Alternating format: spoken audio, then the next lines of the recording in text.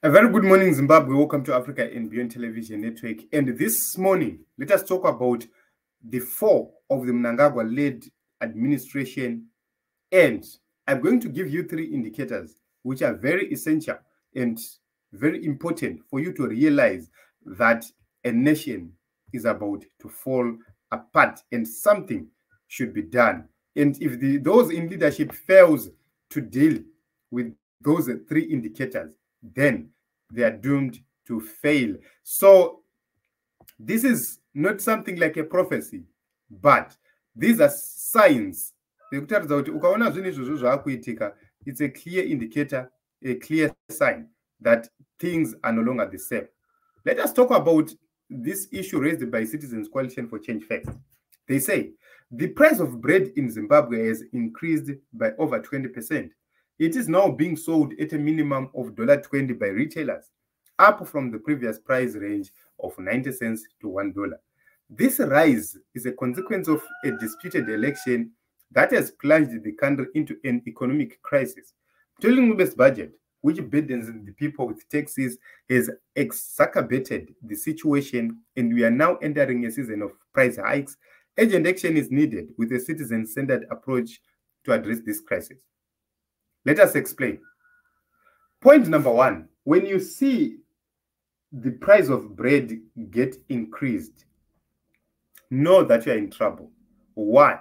It's because bread should be something provided on a daily basis.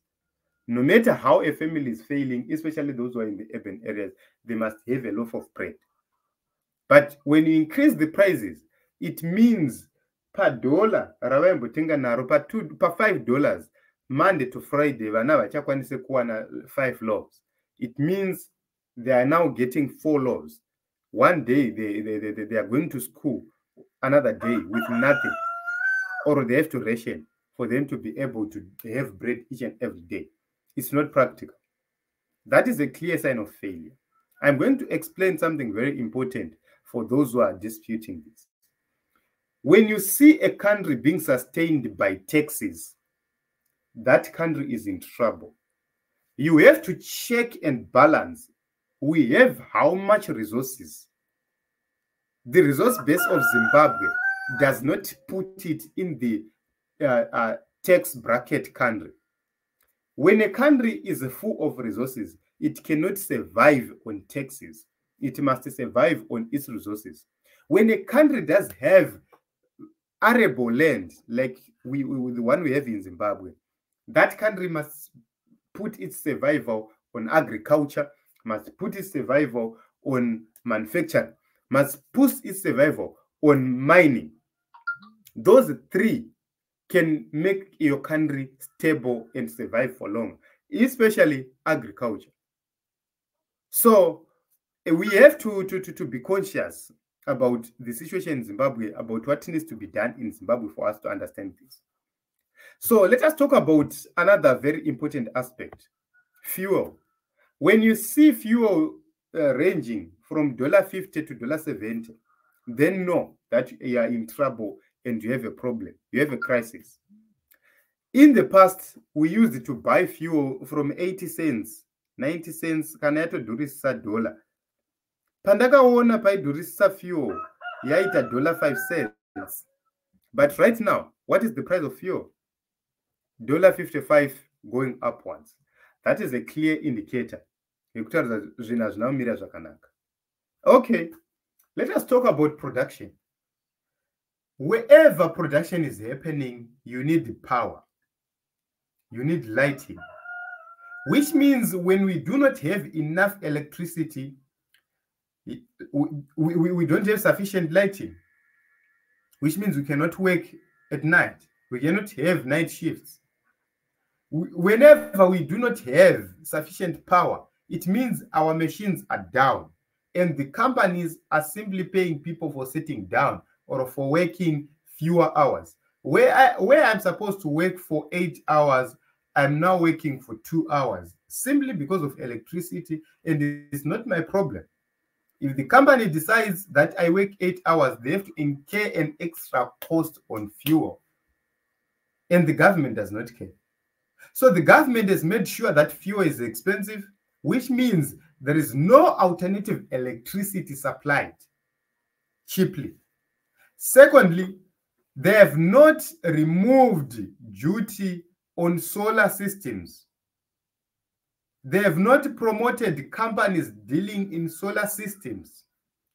They have not promoted or thought of a policy where we can forego AC items, use DC items, so that we lessen the burden of electricity on the national grid. It's simple. When you are using DC, that is direct current, you are using less power because the inverter itself consumes more power, and around 35% of the power in a battery is lost or is consumed by an inverter. But when you are using DC, then you are guaranteed to use up to 95% of the power in your battery. So instead of the government promoting DC powered TVs, DC powered items, my fridge, my iron, and everything else, they do not even care about such policies. That would have lessened the burden on the national grid itself. So you have to think and see, okay, the industry needs electricity and electricity is scarce. Let us lessen the burden by implementing policies. Yekuti tells that we have duty free on batteries, we have VAT free batteries, my taxes esabviswa pama solar equipment, and we know kuti it becomes cheaper. Vanhu vakuzvimhanyirana. You talk to the landlords, you deal with the issues dzemaleases. Kuti kana munhu ari tenant pamba pako, you have to agree on certain conditions and terms so that tenants can pre-plan and install their solar systems pavari kuenda kunogara. Or you can have, as a community, you can have solar systems installed pama free spaces.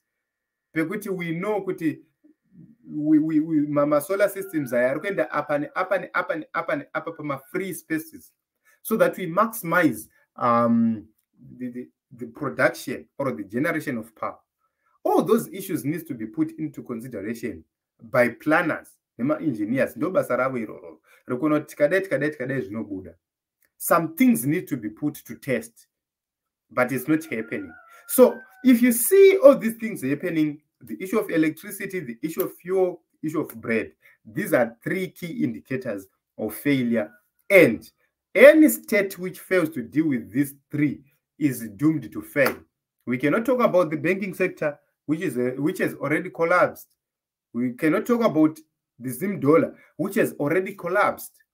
We cannot talk about the education sector, which has already collapsed. All those are signs. So Team Zimbabwe, brace up for hard times. But you have to cushion yourself. You have to think. Make sure that you put your family ahead. You put measures to make sure that you protect your only family. Because this government is not going to do it for you. You have to find ways to make sure that your family is safe and cushioned.